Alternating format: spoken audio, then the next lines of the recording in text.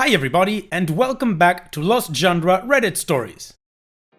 This post is from the subreddit Am I the A-hole, and it's by user OwenIngenuity8648. Am I the a-hole for taking my friend to court after she kicked me out of the bridal party for cutting my hair?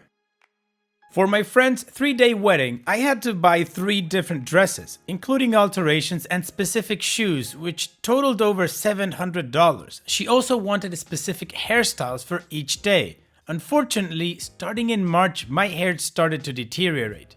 Due to health reasons, my hair was falling out in chunks, and in May, I made the difficult decision to cut my hair. I told the bride about my decision 2 weeks before the wedding, and she didn't say anything bad. The following week, she came over to my house, and when she was about to leave, she brought up that she was concerned about my haircut, and I told her it would look good, even if I wouldn't be uniform with the other bridesmaids.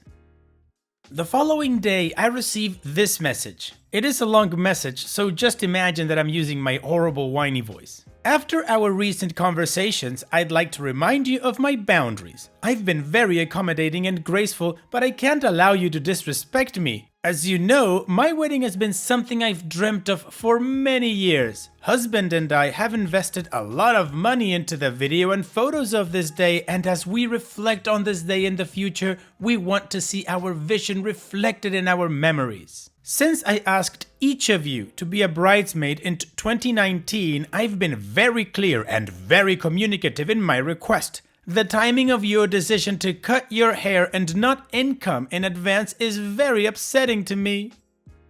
I would have felt respected if you had communicated with me more than a week prior to the wedding, so we could have worked together to find a collaborative solution. Your inconsistencies have concerned me, and while I sympathize with your health concerns, I am not willing to compromise my vision to accommodate you or anyone else, when you have informed me in advance and we could have found a better solution. Since this is something you can no longer fully commit to, I need you to please step down from participating in my wedding.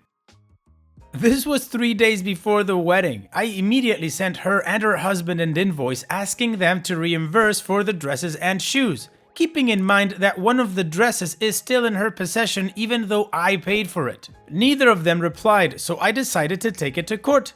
I was told I was inconsistent and selfish after I spent the past 2 weeks helping her plan the wedding shower. I worked with another bridesmaid to surprise her with a bridal shower after our bachelorette trip had to be cancelled. I spent hours helping her with the wedding details. When she asked me to help her tone up before the wedding, I sent her a personalized workout program and even went with her to the gym to show her the ropes.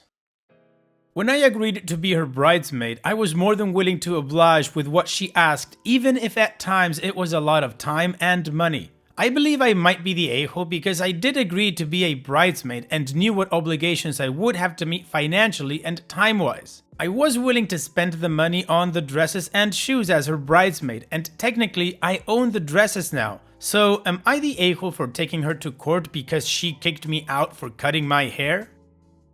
Sheesh, Bridezilla much? No, OP, you are not the a-hole and don't overthink it. That is a classy grade 8 friend you have there, or hopefully now ex-friend, cause yeah, she sucks. I mean, I understand that a wedding is very important for the bride and groom and maybe the extended family, and yeah, cool. But making the bridesmaids buy 3 different dresses and shoes and 3 different hairstyles? That's like a lot, right? Still, your wedding, your decision. But kicking somebody out of the bridal party because she got health issues and the hair wouldn't fit the other hairstyles? Yeah, you suck as a person and you're a Bridezilla. I think the part that really pissed me off about her message is that you insulted me. What the hell? Yeah, I got purposefully sick, lost my hair because of it, and it's a personal attack on you. After all the work I've done to plan your wedding and all the parties and all this stuff and all the money I've spent on your wedding, I got sick just to insult you. Yeah. Get bent. Anyways, my judgment is not the a-hole OP, just take her to court and make her pay. What about you guys? What is your judgment in this situation? Let me know in the comment section, and now let's move on to the community comments to see what they said.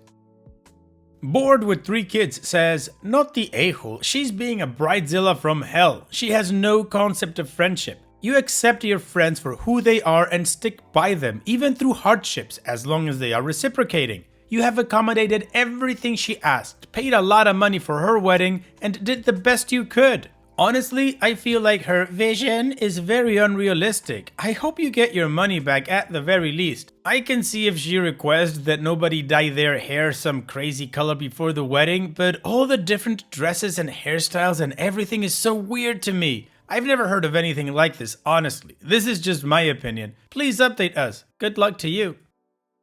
Evil Shenanigan says, not the a-hole, and again with the boundaries. It's not an excuse to let you be a crappy human being. Yes, she has a vision, and that's fine. She also needs compassion, empathy, and a freaking heart. I'm not sure my opinion would or wouldn't be the same if it wasn't precipitated by a health condition, but it doesn't sound like you purposely did it to spite her. I'm not sure where the inconsistencies come in, since it sounds like this is the only issue. But a wedding isn't an excuse to be a self-absorbed brat about the real world. The Earth will continue to spin the day after they get married, and the day after that.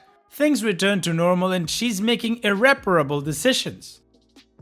Jolie Cece says, not the a-hole. You have health problems that made you lose your hair. I don't know what your health problem is, but it must be serious. You don't lose your hair for a little harm. You gave her your time and organized parties for her even when you are sick. It seems like it was a difficult choice to cut your hair and you had no sympathy for what you are going through, which a friend should have done regardless of her wedding coming. She doesn't respond to you after you legitimately ask for a reimbursement for the clothes and shoes you won't wear since she cut you off from the wedding. You do the only thing left to get your money back. Is she really a friend? Personally, I don't think so, unfortunately.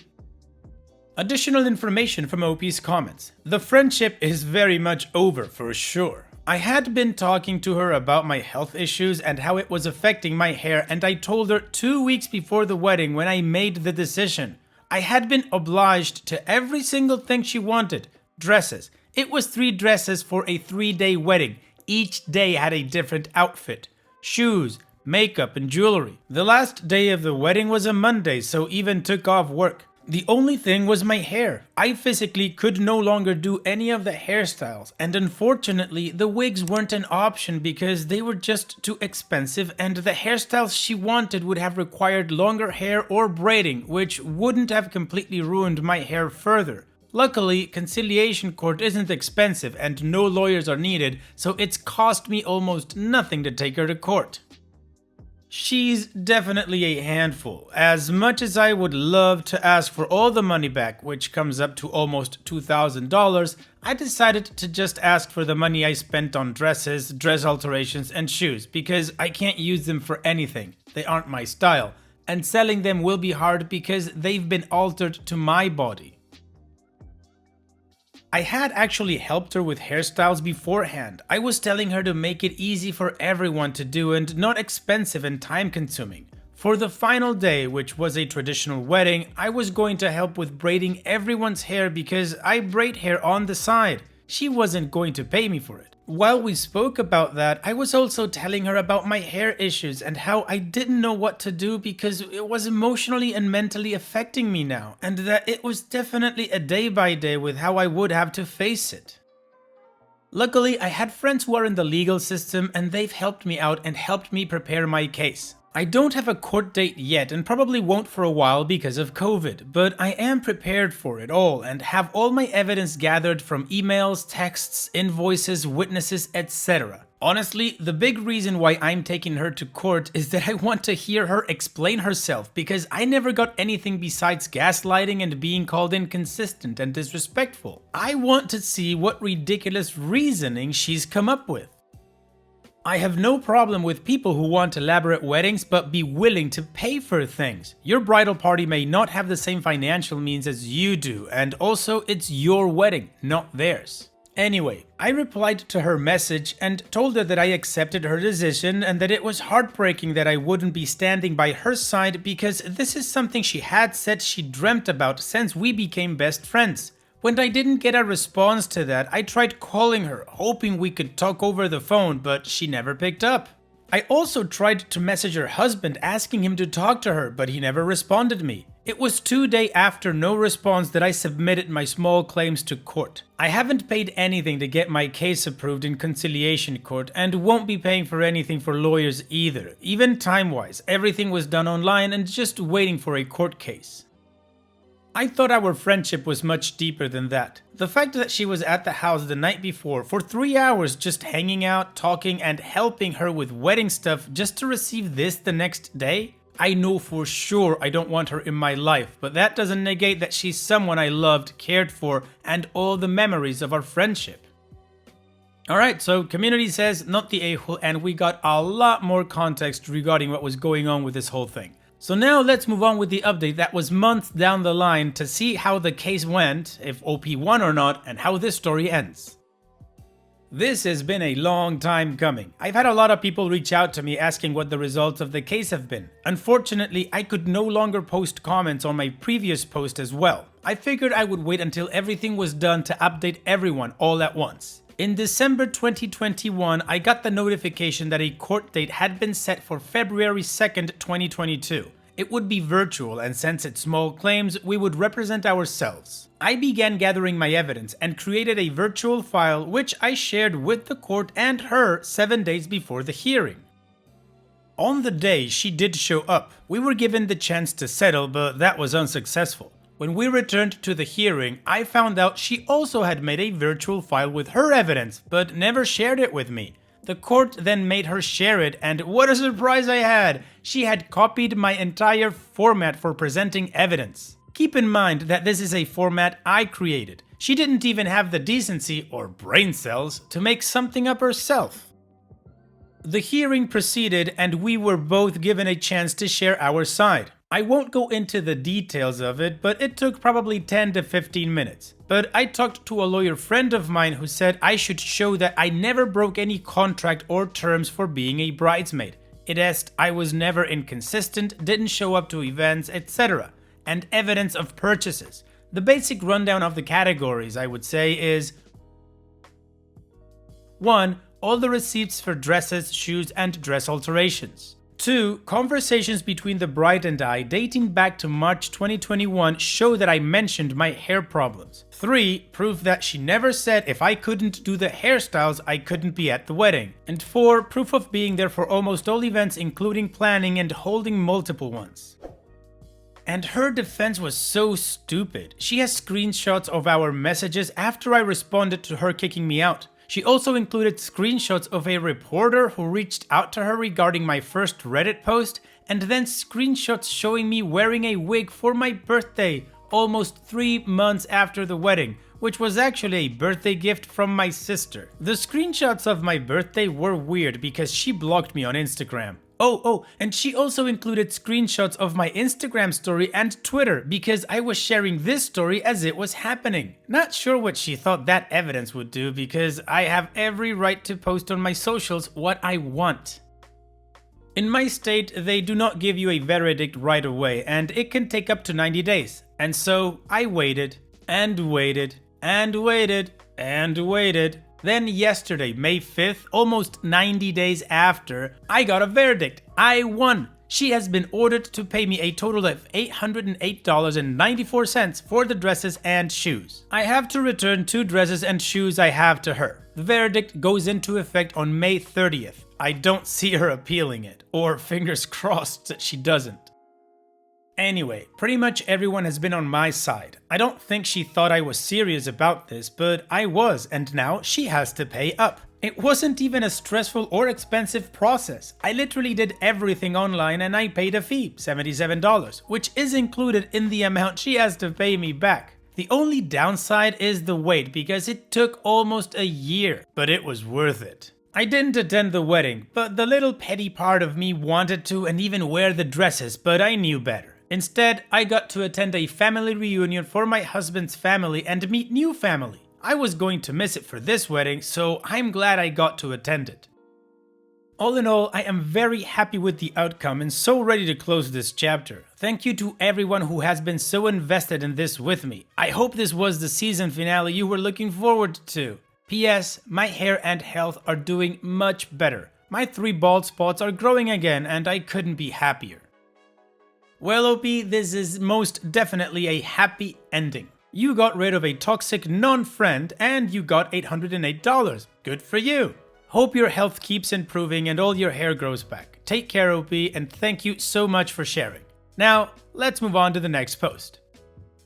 This post is from the subreddit Malicious Compliance and it's by user Pancuvano159, leveraging my job description to put an end user in his place.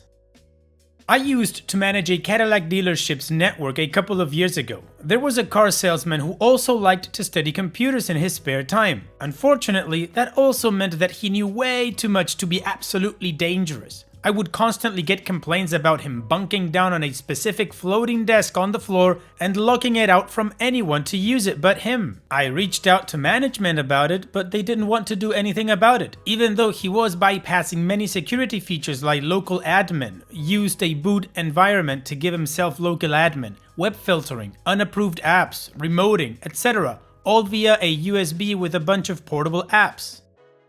Management said, "Why are you coming to us with an IT problem? This isn't a management problem when it involves computers. Isn't that your job? I'm pretty sure that's in your job description." You get the idea. But I was sick and tired of getting calls and messages daily about this one guy. So I decided that if management wasn't going to have my back on this issue, then I guess I have free rein to handle it how I please, right?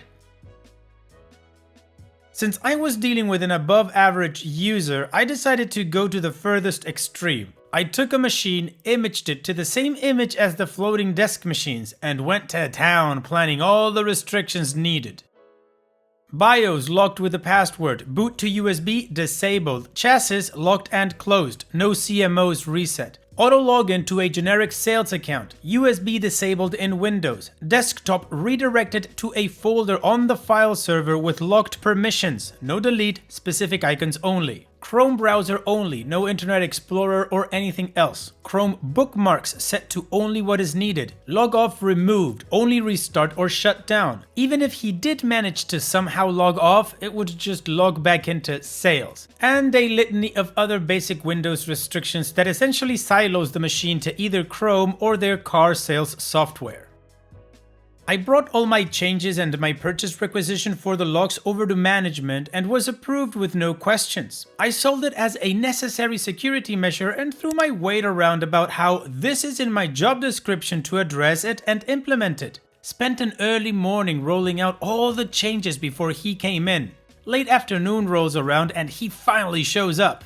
I'm off the clock but decide to stay to see the fallout. He walks in, makes a beeline to his desk, and watched as he sat confused at everything. "I can't log out. I can't boot my USB. Windows can't see my USB either. I can't do anything at all."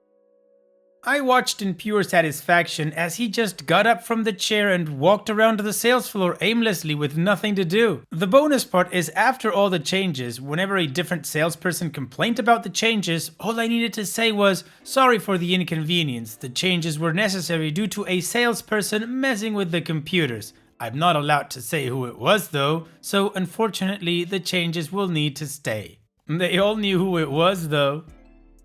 Well, OP, you just did what was in your job description. Good for you. Thanks for sharing. And it's that time that we've reached the end of the video. I hope you enjoyed today's stories. I really did enjoy reading them to you. So if you did, then don't be shy and go ahead and give the video a like. And don't forget to subscribe or even share this video with people that you might think will enjoy my storytelling. Also, if you have the time, go down to the video description and check out all the links I have for you, from our Discord community to my channel merch.